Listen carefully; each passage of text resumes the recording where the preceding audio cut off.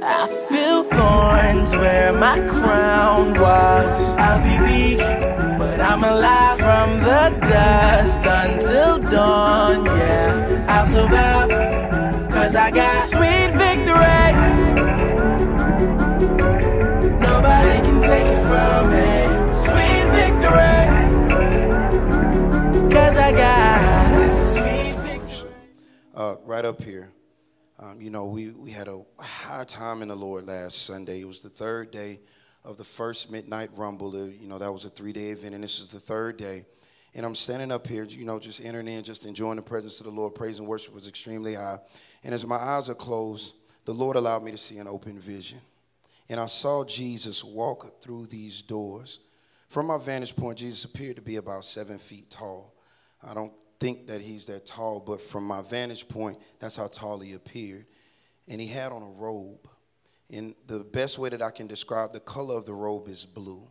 But it was like the colors were alive. It wasn't just one color of blue or any kind of blue that I can really describe to you in earthly terms, but let's just say that the robe was blue.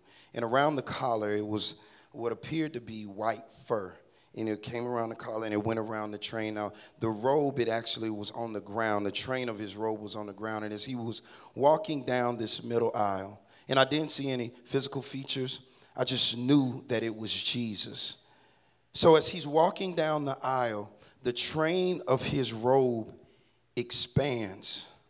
And it goes along the edge of the entire sanctuary, the width, the entire expanse of the sanctuary. As he's walking forward, the train of his robe literally is expanding and is covering the entire sanctuary. And as he's walking down the aisle, if you can imagine somebody taking a blanket and throwing it over a group of people, this is what the train of his robe was doing as he's coming down the aisle. So as he's walking down the middle aisle, his robe is literally covering everyone in the sanctuary. And Jesus gets up here on the stage. He comes to the stage. He steps up on the stage and steps over the modesty rail, and then he steps into the baptismal pool. Now, as he steps into the baptismal pool, he turns around, and it's like his robe detaches from his shoulders. But what I noticed in the vision is that as he was walking and as he would pass a row and it would cover their heads, that robe literally turned into water. So by the time he got to the baptismal pool, the entire sanctuary was covered in water. And what I thought was white fur, that's what it looked like originally. I just thought it was white fur along his collar. It was actually like the crest of a wave. You know, at the top of a wave, when a wave breaks, that white foam that you see at the top of a wave, that's what was around his collar and along the train of his robe. And when Jesus got into the baptismal pool, this is my favorite part of the vision, Jesus just started dancing because it was a high time of worship. And I mean, he just, for lack of better terms, he just started going in. And he was just, arms just flailing, and he's spinning and he's turning. And I mean, he was thoroughly enjoying what was going on in the sanctuary. I mean, praise and worship was high, and he was entering in with us. He was enjoying everything that was going on. And what I noticed is he was moving his arms and swinging his arms and dancing. And I mean, his legs were kicking. I mean, he was enjoying himself. And as his arms were moving, the waves of the water in the sanctuary would move one way. And when he swung his arm this way, the waves would go this way. And I remember specifically, he leaned back one time and he did like this. And as he was clapping, just a huge crash of waves right in the middle of the sanctuary. And it was just unbelievable to see Jesus enjoying us so much.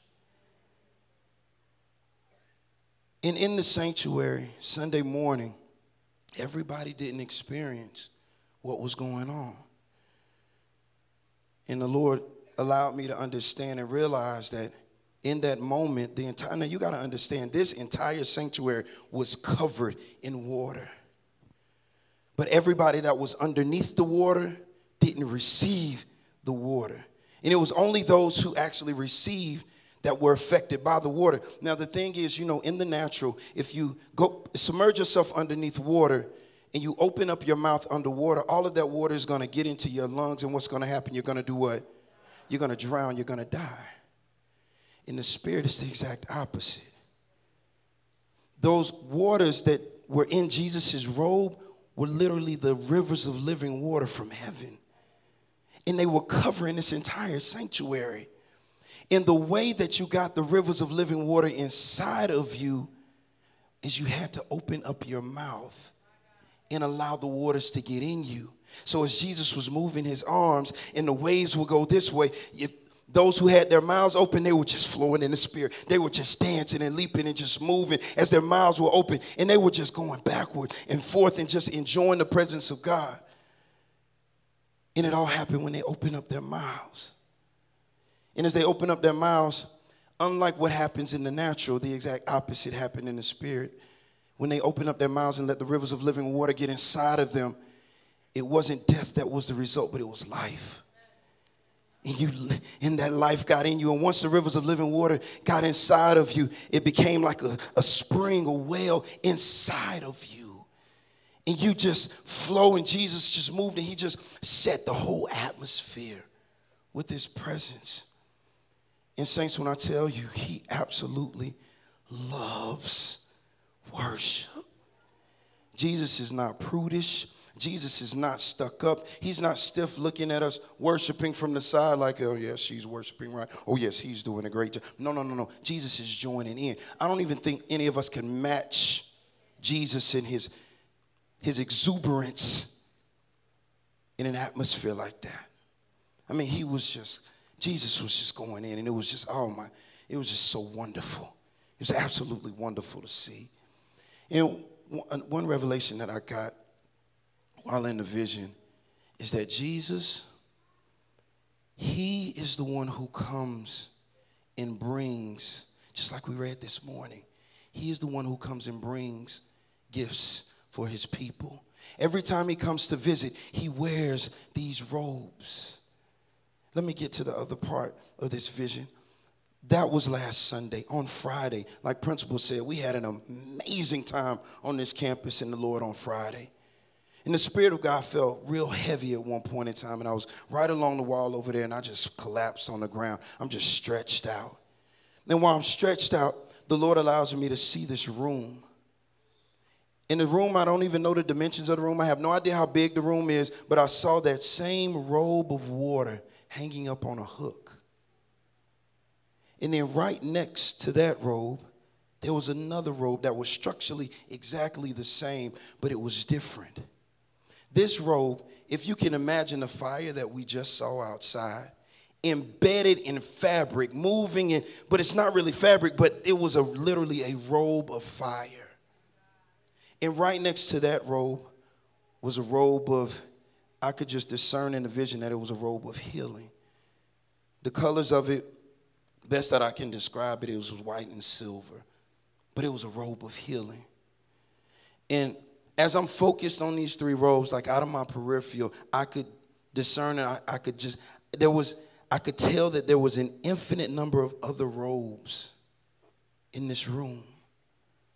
You know, just out of your peripheral, when you see things, you're not really focused on them, you just know that they're there. This is, as I'm focusing on these three robes, I just see that there are many other robes in this room. An infinite number of robes. I have no idea how many robes there are. But the Lord wanted me to clearly see. And he wanted me to clearly understand that he takes those robes off and he puts those robes on. And when he comes to visit his people, he brings, that's his apparel. That's what he wears. And when he wears that robe, just like on Sunday, when he had on that robe of water, when he brought in the rivers of living water, that was for us. He brings us the gifts that we need at that time when he visits. And like any good father who gives a child a gift, he doesn't throw the gift at him and run in the opposite direction. He sits and he watches his children enjoy the gifts that he gives. So when he comes with healing waters, he sits and he watches us enjoy the rivers of living water. When he comes with fire, he sits and he watches us enjoy the fire. And when he comes with healing, he sits and he watches us. He enjoys us as his children receiving gifts from him. Saints, Jesus is with us. He is not separated from us. He is with us. When he comes to visit us, He confirmed in his vision that I saw on Sunday. He comes always with gifts for his people. And he always comes with his presence. And he was the one that set the atmosphere. He set the atmosphere. And it was just absolutely amazing. I mean, I can't even begin to describe. It was like he allowed me to feel his excitement while he was dancing. And the joy in his movements, it was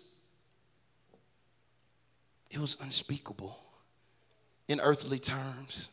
How much Jesus enjoyed being in the presence of his people and watching his people open up and receive what he was giving them. Saints, I understand that there's so much more. There is so much more. There is so much more in that room that had an indescribable dimensions. I don't even know how big it was, but there were an infinite number of robes. I have no idea how many, but there's more. Beyond the water, beyond the fire, beyond the healing, there is more in God. And he desperately wants to bring it to us. He desperately wants to bring it to us. Thorns where my crown was. I'll be weak, but I'm alive from the dust until dawn. Yeah, I'll survive, 'cause I got sweet victory.